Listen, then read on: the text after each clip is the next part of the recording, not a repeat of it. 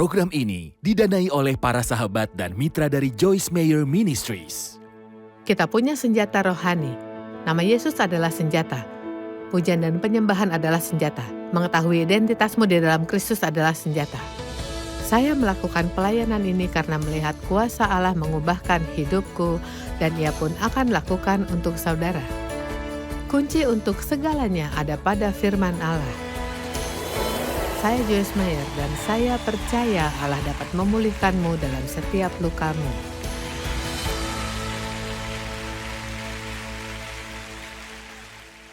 Selamat datang di Menikmati Hidup Setiap Hari. Kami sangat senang saudara bergabung dengan kami hari ini. Dan saya percaya apa yang akan kuajarkan hari ini akan membantumu. Sejujurnya saya tidak dapat memikirkan siapapun yang tak perlu dengar ajaran tentang topik ini. Saya akan bicara hari ini dan di 2 hari ke depan tentang pikiran kita. Dan khususnya bagaimana cara berpikir dengan sengaja. Untuk membantu perbaharui pikiranmu, sehingga saudara melihat diri dan hidupmu dengan cara berbeda. Pikiran kita sangat-sangat kuat. Pikiran kita tak hanya jadi kata-kata dan emosi, tapi juga jadi tindakan. Tidak ada tindakan yang kita ambil yang tak ada di pikiran dulu. Dan banyak orang mungkin sepertiku bertahun-tahun saya tidak berpikir bisa lakukan apapun tentang pikiranku. Tidak pernah terpikir bahwa saya bisa mengubahnya atau mengendalikannya atau memilih pikiran sendiri. Saya hanya berpikir. Saya sungguh tidak memikirkannya apa saja yang muncul di kepalaku itu yang kupikirkan. Dan melalui firman dan bahan bacaan Kristen yang baik lainnya saya menemukan iblis punya akses ke pikiran kita dan dia tidak bisa baca pikiran kita, tapi kupikir dia bisa membaca bahasa tubuh yang berasal dari pikiran kita. Jadi, kadang jika saudara khawatir, tubuhmu akan menunjukkannya dalam bentuk tertentu dan kemudian dia akan memasukkan segala macam pikiran ke kepalamu tentang betapa buruknya situasi yang akan terjadi. Medan pertempuran yang kita hadapi, kita sedang perang.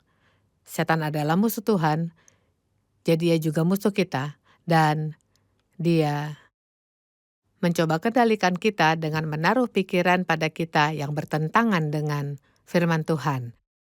Jadi, dalam Amsal 23 ayat 7 Alkitab berkata bahwa sebagaimana seorang berpikir, demikianlah dia, atau satu terjemahan berkata demikianlah dia menjadi. Saya suka mengatakan dengan cara ini, arah pikiran kita menentukan arah hidup kita. Contoh sederhana, jika saudara terus pikirkan hidangan penutup yang saudara suka, kemungkinan besar saudara akan ambil. Saudara mungkin akan ganti baju dan masuk ke mobil dan pergi membelinya. Begitu besar pengaruh pikiran terhadap kita dan mendorong kita dan membuat kita ingin berbuat sesuatu. Jadi saudara bayangkan hal-hal yang dipikirkan orang seperti jika ada yang melukaimu, saudara mungkin baik-baik saja, saudara pikir telah berhasil mengampuni dan saudara baik-baik saja dan kemudian jika saudara memutuskan, iblis mengingatkan saudara tentangnya. Jadi jika saudara simpan pikiran itu dan merenungkan yang telah mereka lakukan padamu selama beberapa jam, segera saudara akan marah lagi. Dan mungkin ingin balas dendam atau bicara buruk tentang mereka. Padahal sebelumnya, saudara baik-baik saja. Jadi apa yang ada di pikiran kita sangat-sangat penting. Dan Alkitab berkata bahwa kita harus memperbaharui pikiran. Nah, saya akan bicara secara khusus tentang hal yang kusebut pola pikir positif yang memikirkan sesuatu dengan sengaja. Berulang-ulang, yaitu meditasi. Meditasi berarti memikirkan sesuatu berulang-ulang dan bahkan mengucapkannya dengan pelan-pelan atau mengatakannya dengan keras. Dan ini membantu memperbarui pikiran. Jadi Alkitab memberitahu kita untuk melihat diri kita dalam Kristus. Dan jika kita punya iman padanya, kita akan terima hal yang sama seperti yang dia dapatkan. Dia mendapat, kita menerimanya. Tapi ini datang melalui iman. Ya bagi saya merasa seperti 1.000.000 kali harus berkata saya adalah kebenaran Allah dalam Kristus. Saudara bisa menekankan hal itu dan berkata, aku tak bersalah ketika iblis memberitahuku bahwa saya bersalah setelah bertobat. Dia penipu. Iblis adalah penipu, dia tak buat apapun kecuali bohong. Firman Tuhan berkata tidak ada penghakiman bagi mereka yang di dalam Kristus Yesus. Jadi, saudara, saat mempelajari 12 hal ini yang tidak bisa kuajarkan semua, saya akan mulai dengan memberitahumu apa saja ke-12 hal tersebut. Tapi, saat saudara merenungkannya, kita asumsikan saudara merenungkan selama sebulan tentang saya adalah kebenaran Allah di dalam Kristus, dan yang berikutnya adalah saya tak akan takut. Pada saat bulan kedua tiba dan saudara merenungkan hal-hal tentang ketakutan, saudara juga akan ingat saya adalah kebenaran Allah di dalam Kristus. Jadi, saudara akan mengingatnya. Dan jika saudara belum punya pengalaman di sini, yang kukatakan kepada saudara, sungguh benar. Ketika pikiranmu berubah, perilakumu berubah. Dan semakin kita berpikir dengan cara Tuhan, semakin bahagia dan semakin damai kita. Dan manusia buat kesalahan, mereka pikir uang akan buat mereka bahagia, harta akan buat mereka bahagia, posisi kekuasaan akan buat mereka bahagia. Tapi sungguh hal pertama yang dikatakan Alkitab, kerajaan Allah bukan makanan dan minuman, tapi kebenaran, damai, dan sukacita dalam Roh Kudus. Jadi, sampai saudara berdamai dengan Tuhan, tahu identitasmu dalam Kristus, dan seperti saya selalu merasa Tuhan marah padaku. Secara samar, Tuhan marah padaku. Selalu ada hal yang kulakukan yang Tuhan tak suka dariku. Tapi Yesus mendengar Bapa berkata, inilah anakku yang kukasihi, kepadanya aku berkenan. Kemudian ketika dia berada di gunung perubahan, suara datang dari surga, inilah anakku yang kukasihi, kepadanya aku berkenan. Ya, kita juga perlu bisa mendengar hal seperti itu. Dan segera musuh berkata kepadamu, ya, Tuhan tidak bisa berkenan kepadamu, dan dia mulai mengingatkanmu akan hal-hal yang telah dilakukan. Saat itulah saudara perlu buka mulut dan berkata, aku diampuni. Aku sudah bertobat darinya, dan aku diampuni. Jadi, pola pikir positif adalah, aku adalah kebenaran Allah di dalam Kristus. Aku tak akan takut. Aku bisa lakukan apapun yang diperlukan dalam hidup. Dan itu sungguh besar karena ketika saya masuk untuk sedikit mengajar hal ini, ada begitu banyak hal yang kita pikir, aku tak bisa menerima ini lagi. Aku tak bisa lakukan lagi. Ini terlalu banyak. Saya tidak bisa lakukan ini. Atau ketika mungkin kesempatan datang dan Tuhan ingin saudara melangkah ke sesuatu seperti, tidak, aku tidak bisa melakukan itu. Kita bukan yang pertama seperti itu. Gideon seperti itu. Maksudku, ada banyak orang di Alkitab yang seperti itu. Tapi Alkitab berkata bahwa kita bisa melakukan segalanya melalui Kristus yang menguatkan kita. Sekarang, kita tidak bisa lakukan apapun yang kita inginkan.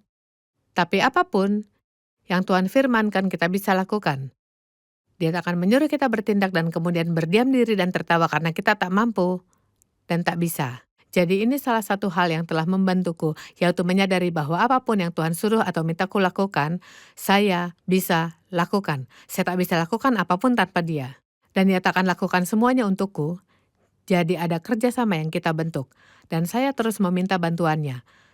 Saya selalu punya sikap positif. Saya segera taat kepada Tuhan. Saya tidak membuat keputusan berdasarkan perasaan. Saya murah hati, suka memberi. Saya sangat hati-hati tentang apa yang kukatakan. Saya perlakukan sesama sebagaimana kuharapkan. Kukasihi sesama. Kunikmati hidupku, semuanya.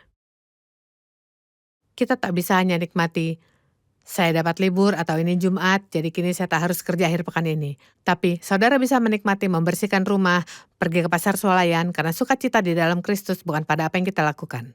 Jadi, jika kita ingat bahwa Dia bersama kita dan kita bisa bicara dengannya, tidak peduli apa yang kita lakukan, itu akan memberi kita sukacita. Tuhan memenuhi kebutuhanku dengan limpah. Ada begitu banyak yang sangat menderita karena ketakutan, takkan punya cukup. Orang-orang takut tak punya cukup saat pensiun. Mereka takut akan kehilangan pekerjaan. Mereka selalu takut bahwa kebutuhan mereka tak akan terpenuhi. Tapi Allah menjanjikan kita di seluruh firman bahwa Dia tak akan tinggalkan kita ataupun lupakan kita, dan Dia akan penuhi semua kebutuhan kita. Dan yang terakhir, dan saya pikir ini sebenarnya tak ada di buku, tapi saya tambahkan karena aku pikir ini penting, aku cepat mengampuni. Karena ini telah menjadi masalah yang sangat besar di dunia saat ini. Saya jujur percaya ada lebih banyak orang yang marah daripada yang tidak. Ini hanya dan Alkitab memberitahu kita bahwa ini akan jadi salah satu tanda akhir zaman. Dalam Matius 24 dikatakan bahwa banyak orang akan marah. Dan kasih dari pribadi yang besar, yaitu tubuh Kristus, akan menjadi dingin karena semua kejahatan dan ketidakpatuhan yang bertambah di negeri. Jadi ketika kita pusatkan pikiran pada segala sesuatu yang salah yang terjadi dan segala sesuatu yang salah yang dilakukan orang, kita perlu jaga pikiran kita pada mengasihi orang. Itu hal utama yang Yesus perintahkan kita lakukan. Ini yang kuperintahkan padamu, kasihilah satu sama lain. Ini yang kuperintahkan padamu, kasihilah satu sama lain. Satu perintah baru kuberikan padamu, supaya kamu saling mengasihi sama seperti aku mengasihimu. Dengan ini semua akan tahu kamu adalah muridku. Jadi, mari kita berhenti sebentar di sini. Khususnya untuk pemirsa televisi dan memberi saudara waktu untuk berpikir. Dan izinkan ku bertanya, kepada siapa saudara marah? Apakah itu sepadan? Mereka mungkin sedang bersenang-senang di luar dan saudara kesal karena marah dan kemarahan saudara tak akan ubah mereka. Jadi, saudara bisa lakukan sesuai Alkitab dan mulai doakan mereka, ampuni mereka, dan mulai doakan mereka. Dan menyadari bahwa yang terluka menyakiti sesamanya. Kebanyakan orang yang sakiti kita tidak hanya bangun pagi dan berkata, saya akan lihat seberapa sengsaranya bisa kubuat Joyce hari ini. Mereka hanya bertindak dari rasa sakit dan kesengsaraan mereka. Dan seringkali mereka tak sadari yang mereka lakukan. Jadi, pikiran. Kita bisa lakukan dan kita bisa miliki apa yang Tuhan katakan kita bisa lakukan dan kita miliki. Dan dia tidak membedakan orang. Ini bukan hanya untuk saudara, namun tidak untuk saudara, atau untuk saudara di belakang sana, namun tidak untuk saudara di sana, atau untuk saya. Ini untuk semua orang. Siapa saja yang mau memiliki janji-janji Tuhan. Ya, apa artinya?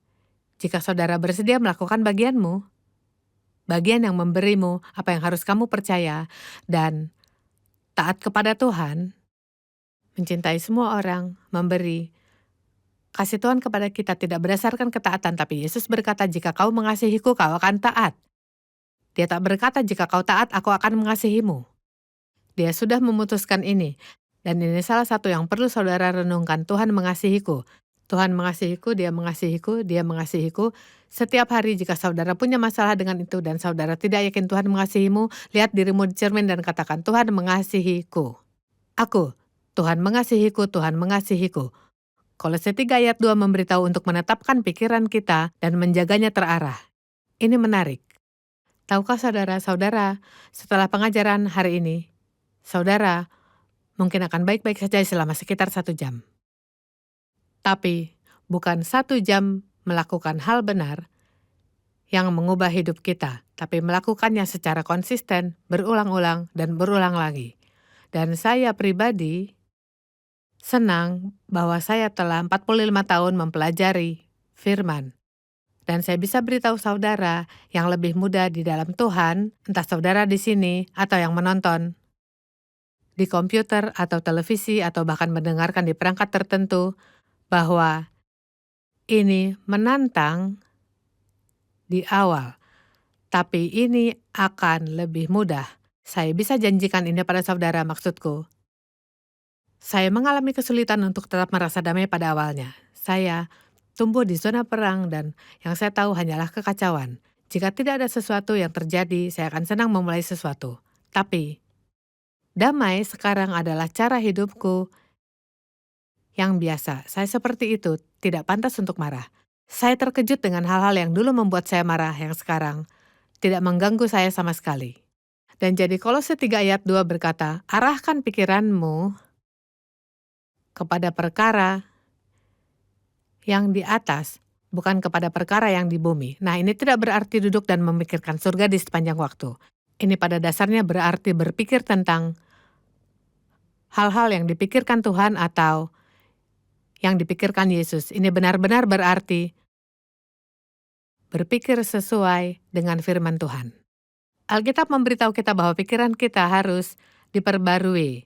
Ketika kita dilahirkan kembali, kita mendapat hati baru dan roh baru. Tapi kita tidak mendapat tubuh baru. Jika saudara kelebihan 20 pound sebelum diselamatkan, akan kelebihan 20 pound setelah diselamatkan. Jika rambut saudara keriting, masih akan keriting. Jika tak punya rambut, saudara masih tanpa rambut. Bukan tubuh kita yang berubah, dan bukan juga jiwa kita yang berubah segera setelah lahir kembali. Ketika menerima Kristus sebagai juru selamat, Dia datang tinggal di dalam rohmu. Dan Dia harus buat segalanya sempurna dan kudus karena Dia tidak bisa ada di tempat yang tak kudus. Itulah mengapa Alkitab mengatakan hal-hal yang terkadang tak masuk akal bagi orang percaya baru dan tidak masuk akal bagi saya pada awalnya, seperti kita kudus. Alkitab berkata kita kudus, dan kupikir ya bagaimana bisa kudus, lihat caraku bertindak. Ya, saudara memilikinya. Saudara telah dikuduskan dalam Kristus. Dan tugas Roh Kudus sejak saudara lahir kembali adalah mulai bekerja denganmu. Saudara masuk ke sekolah Roh Kudus. Dan Dia mulai mengerjakan hal-hal yang ada di dalam saudara. Kita ambil buah roh. Dia mulai mengerjakan hal-hal ini di dalam dirimu, ke dalam jiwamu. Hal pertama yang perlu berubah adalah pikiranmu. Karena jiwamu adalah pikiranmu, kehendakmu, dan emosimu. Jadi, ketika pikiranmu mulai berubah, lalu perasaanmu mulai berubah, maka kehendakmu mulai berubah. Tuhan telah memberi kita kehendak bebas. Dan satu hal yang Dia ingin kita lakukan adalah menggunakan keinginan kita untuk memilih kehendak-Nya. Ini hal besar. Saya tidak bisa damai dengan keinginan kuat. Saya hanya bisa melakukannya jika Tuhan membantu. Saya tidak bisa mengubah semua perilakuku dan bersikap manis sepanjang waktu hanya karena aku akan melakukannya. Saya punya keinginan yang kuat, dan saya tahu saya telah mencoba lakukan banyak hal itu dengan keinginan yang kuat. Tapi Tuhan tak memberi kita kehendak bebas supaya kita bisa melakukan semuanya dengan keinginan kuat. Tapi satu hal utama yang Dia inginkan dari kita adalah pakai kehendak kita, kehendak bebas kita, untuk memilihnya. Dia tak ingin kita hanya mengikuti perintah tanpa kesadaran diri. Dia ingin orang yang memilih melayaninya. Bahkan Lucifer, sebagaimana dikenal sebelum jatuh, punya kehendak bebas. Inilah sebabnya dia pilih berontak terhadap Tuhan dan akhirnya diusir dari surga karenanya. Jadi Roma 12 ayat 2 mungkin salah satu ayat paling penting di Alkitab. Saya khususnya suka terjemahan Amplified mengenai pembaruan pikiran. Dan saya beritahu saudara bahwa ini sungguh proyek seumur hidup. Tidak ada gunanya berpikir, kapan saya akan sampai dan tak harus lakukan ini lagi. Maksudku, saya masih harus menolak beberapa pikiran dan memilih yang lain, dan jika saya alami tantangan di suatu bidang, maka saya harus memikirkan hal-hal yang benar dengan sengaja. Saya sedang menulis buku sekarang tentang satu hal, apakah iblis nyata. Mengetahui ketika saya mulai itu bahwa saya mungkin akan mengalami beberapa serangan lebih banyak dari biasa. Jadi, salah satu hal sekitar seminggu yang lalu adalah saya kehilangan seluruh hasil kerja hari itu di komputerku. Saya menandainya dan menghapusnya. Tak bisa kembali. Saya bisa dapat filenya, tapi kosong, karena saya hapus. Jadi, saya punya beberapa pilihan untuk hari itu. Pertama-tama, ini sungguh membuatku frustrasi dan ini tak akan membantuku. Jadi, saya harus kataku, baiklah, mungkin ada yang salah dengan transkrip pertama itu. Saya percaya yang kedua akan lebih baik. Jadi saya akhirnya hanya memutuskan saya akan melakukannya lagi besok dan melupakannya. Ya, saya senang sekarang karena tahu saya bisa menyingkirkan pikiran itu, karena jika tak ku kenal Tuhan seperti sekarang, yang akan ku dengar di kepalaku adalah, ya, mengapa Tuhan tidak melindungimu darinya? Jika Tuhan mengasihimu, mengapa Ia biarkan kehilangan seluruh hasil kerjamu? Atau saya akan mendengar hal seperti, sungguh konyol, kau menghapus semuanya, kau sungguh bodoh. Ya, kini saya tidak harus berpikir seperti itu sedikit pun. Untuk satu alasan saja, karena saya tahu firman Tuhan. Dan saya tahu firman Tuhan karena saya telah mempelajarinya. Saudara tidak bisa meminta orang lain menaruh itu padamu. Kupikir Markus 4 ayat 24 yang berkata, ukuran pemikiran dan kajian yang kau berikan kepada kebenaran yang kamu dengar adalah ukuran kebajikan dan pengetahuan yang akan kembali kepadamu. Nah, senang sekali mendengar orang-orang Tapi bahkan seperti apa yang kubagikan kepada saudara hari ini, jika saudara butuh bantuan di sini, hal terbaik yang bisa saudara lakukan adalah pulang mencari ayat-ayat yang kubicarakan kepada saudara dan membacanya sendiri. Roma 12 ayat 2 berkata, "Janganlah kamu menjadi serupa dengan dunia ini, zaman ini, dibentuk menyerupai dan disesuaikan dengan kebiasaan luarnya, tetapi berubahlah, janganlah menjadi serupa, tapi berubahlah." Dan perubahan terjadi dari dalam keluar, bukan dari luar ke dalam. Berubahlah dan berubah dengan pembaruan dari seluruh pikiranmu, bukan hanya sebagian kecil, tapi semuanya. Dengan cita-cita dan sikap barunya, sehingga kamu dapat membuktikan bagi dirimu sendiri apa yang baik dan dapat diterima dan sempurna dari kehendak Tuhan. Dengan kata lain, jika Tuhan punya kehendak yang baik untuk kita, dan kita bisa membaca tentangnya dan mendengar khotbah, tapi jika saudara ingin mengalaminya, ada perbedaan besar antara apa yang secara hukum milik kita karena darah Kristus dan apa yang kita alami dalam hidup. Dan saya tidak ingin hanya membacanya dan menggarisbawahinya di Alkitab dan menandainya. Dan bisa mengutipnya. Saya ingin memilikinya dalam pengalaman saya. Dan ini membingungkan orang ketika mereka selalu mendengar, ini milikmu, ini milikmu, ini milikmu.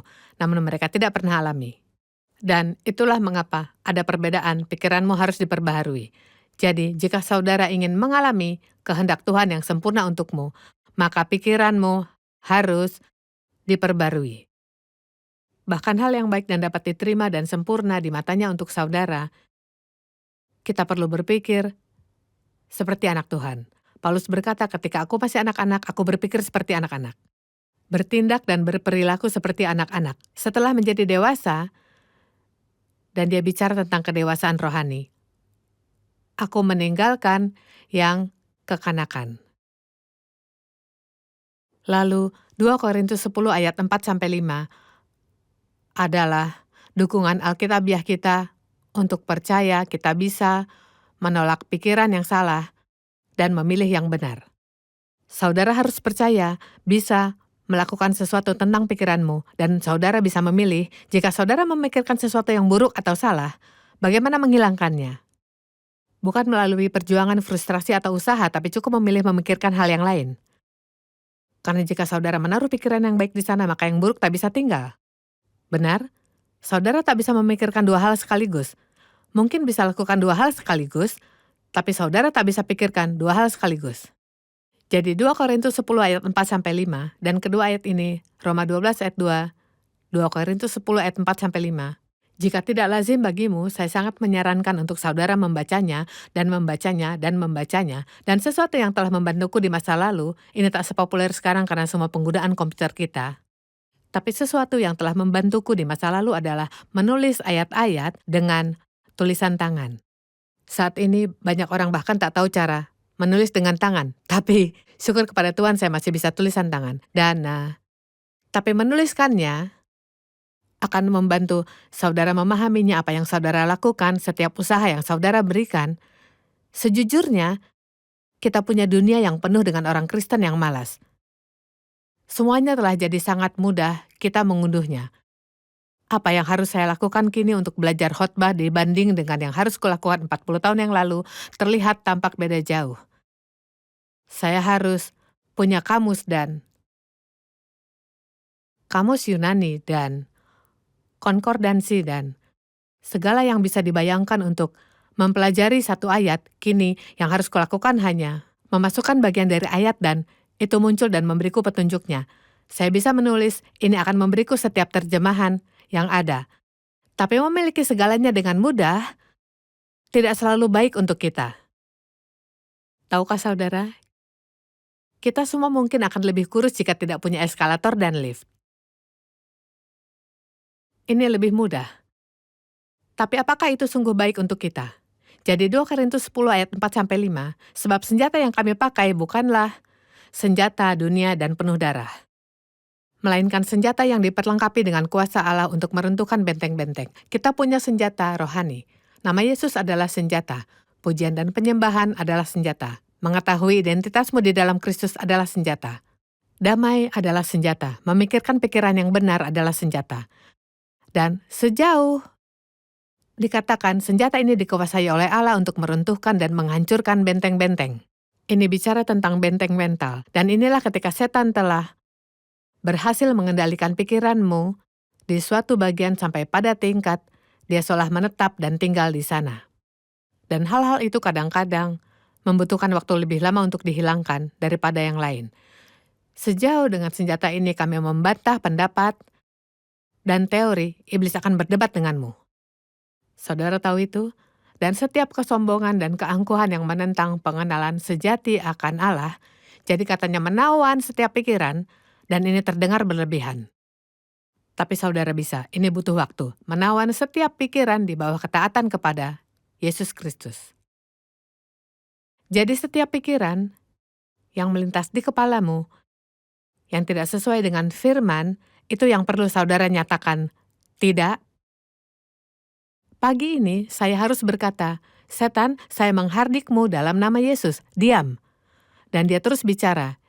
Jadi saya katakan lagi, ku bilang, diam, dalam nama Yesus. Karena dia mencoba membuatku merasa bersalah tentang sesuatu yang ku tahu palsu.